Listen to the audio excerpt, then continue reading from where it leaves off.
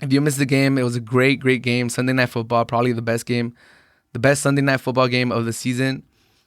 The Cardinals look strong. Like at first, it kind of felt like the Seahawks were gonna pull away, but Russell Wilson he threw 3 interceptions yesterday. Super rare for him to do that. That's not like him. But the Cardinals were able to capitalize on those turnovers, especially at the end. In the overtime, they capitalized on the Russell Wilson pick, and they were able to score the game winning touchdown. That game was so like I'm losing my train of thought right now because that game was ridiculous.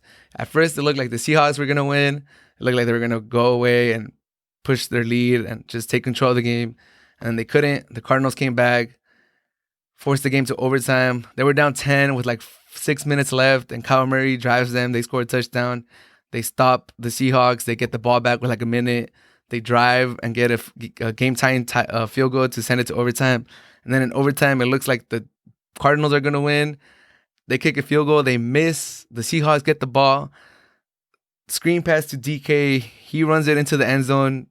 Seahawks win. Walk-off touchdown. It gets brought back with a holding call. The very next play, Russell Wilson throws a pick. And you're like, what's going on? You're just baffled at how much action is going on in this game. And then Kyle Murray completes like 2 more passes. Runs. I think he ran it like 1 more time.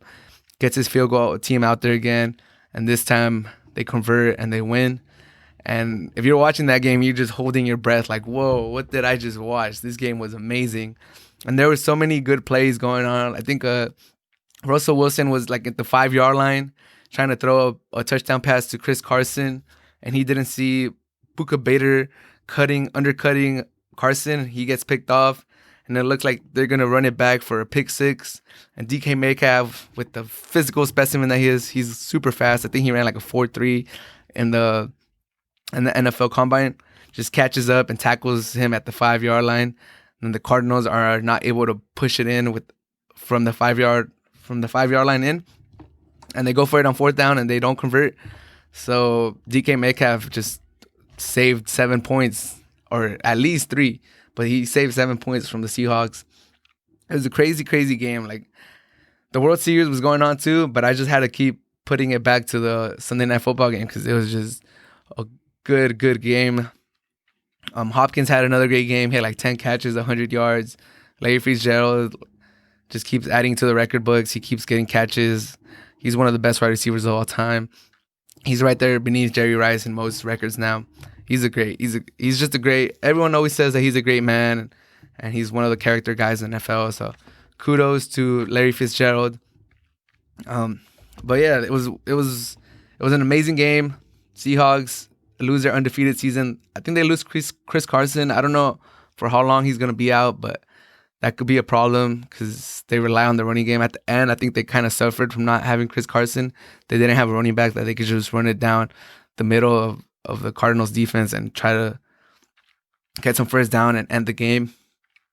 Tyler Lockett had 200 yards receiving and like 15 receptions, like 2-3 touchdowns. Most underrated wide receiver in the NFL is Lockett. He's amazing. Him and DK Metcalf make a great partnership. They're going to have to rely on that offense because the Seahawks defense we went from the Legion of Boom from the Seahawks to now having this defense that can't stop anybody. So there's a lot of pressure on Russell Wilson to score points and to not throw 3 interceptions in a game because that defense can't stop anybody. So good luck to the Seahawks because good luck to Russell Wilson. He's going to have to carry that offense. He's going to have to carry that team because that defense, they should probably trade for somebody, but I don't know how their pick situation is looking like. That defense is struggling, and they need to do something for that defense because I have them going to the Super Bowl, but that's not a Super Bowl winning defense, or that's not going to get you through the NFC. Because if you go to the Packers and Aaron Rodgers is playing good, it's going to be rough. And if you go to the Buccaneers now that they have Brown and they still have Evans and they have Godwin, it's going to be rough. So if I'm the Seahawks, I try to get Adams back. I still don't think Adams was back, so hopefully he gives them a big lift. But They need a trade for someone that could get after the quarterback, because they were saying on the telecast, on the commentators were saying that they just get no pressure on the quarterback. They get no pressure. They're like the worst team at pressuring the quarterback. And in today's NFL, if you don't pressure the quarterback, your defense has no chance, because then the quarterback just has all day, and eventually somebody's gonna get wide open. So Seahawks need to fix that. They're still fine. They're 5-1. I don't think the ceiling is falling on them or anything, but they do have a lot of divisional games coming up, and the Rams, the Niners, and the Cardinals are all tough teams. So we'll see how that goes. As far as the Cardinals, great win for them. They had some dumb losses at the beginning of the season, so that might hurt them going forward.